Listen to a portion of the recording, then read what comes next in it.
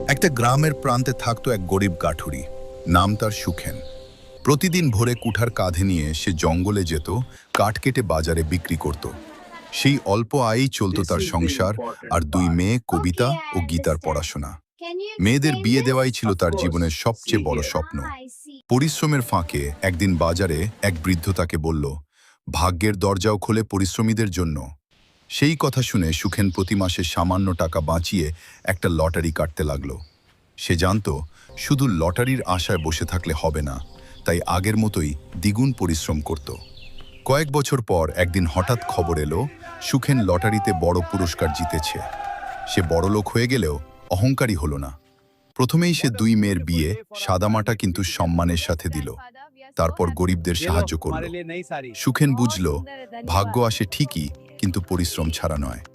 এই রকম মজাদার গল্প পেতে চ্যানেলটা সাবস্ক্রাইব আর ভিডিওটা লাইক করে দাও।